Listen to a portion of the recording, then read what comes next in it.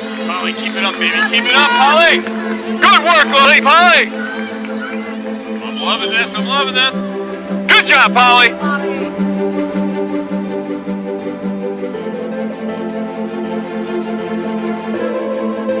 Yeah, Diddy. Good job, Diddy. Yes, Polly, get it, baby. Good job, baby.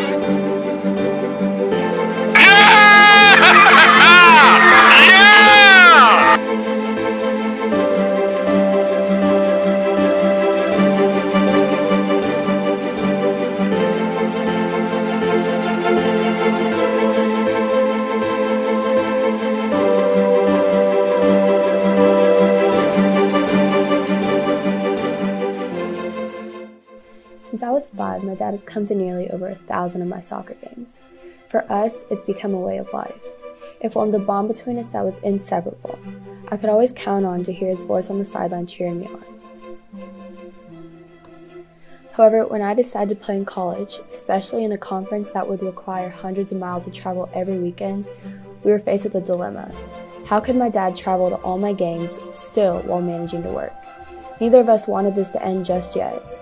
So, being the person he is, he took matters into his own hands and got a little creative.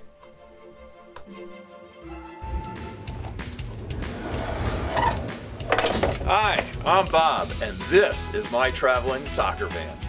Let me show you around. Sleeping for 2, but I never can convince my wife to actually spend the night in the van. Our luxury kitchen fit into 2 square feet. Running water.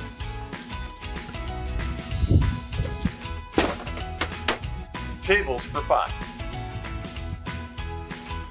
I get to watch football games during Polly's halftime. Drop-down shower and emergency toilet for those occasions where we have to sleep in the van. The van has Wi-Fi, which enables us to print, scan, and fax, so we can be productive even when we're on the road. When we have electric we can hook up to, we use this electric heater. And when we don't have electric and we're roughing it, we have a candle heater. Both give off 5,000 BTUs. This is the captain's chair, where I have piloted many missions to soccer games. Well, this van currently has 31,011 miles on it, and I have driven 31,010 miles of it.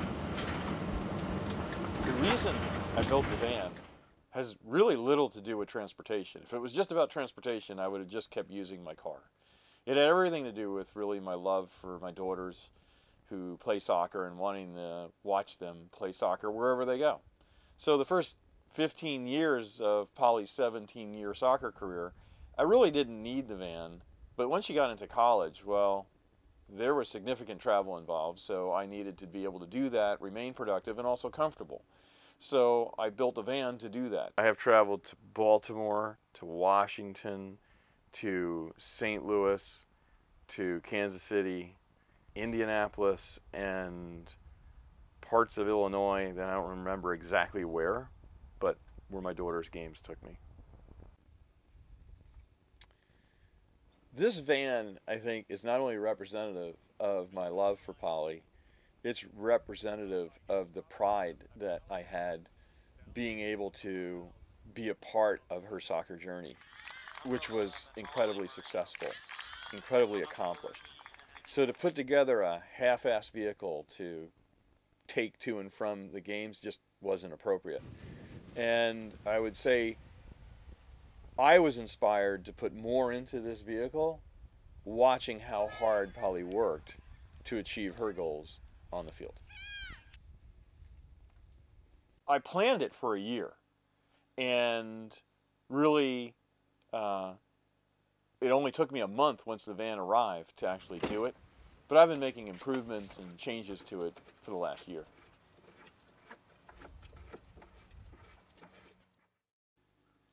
My favorite part of traveling to soccer matches is the return home. When you're going to the match, you're on a definite timeline. You have to get there an hour, hour and a half in front of the game, give the kids time to prep, whatever. But on the way back, it's really your time. And we can do all sorts of crazy stuff on the way back. And we do.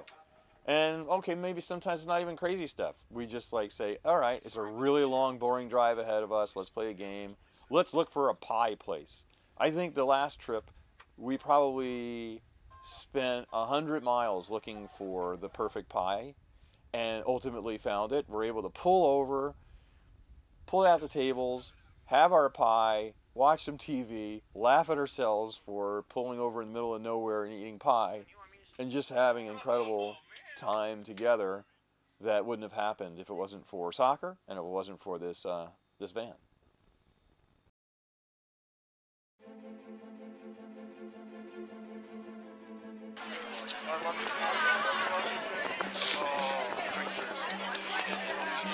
You gave me so much joy, baby.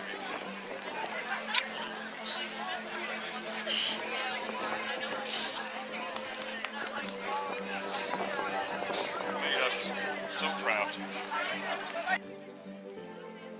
You make burritos look good. On November 4th, 2018, after 17 years of playing and traveling together, it was my final soccer game. It was one of the hardest days of both of our lives. But as one chapter closes, another is just opening for the van. And this van continues to drive to other places that are not soccer games. Both her life and this van are byproducts of her soccer career. And both have a continued purpose as we go forward. I'm not going to stop visiting Polly, no matter what she's doing. She might be doing a great marketing event. This van is going to be in the parking lot of that marketing event. The van's never going to be sold. This van is going to be with me the rest of my life because there's just no way to part with all the memories that occurred inside of this vehicle.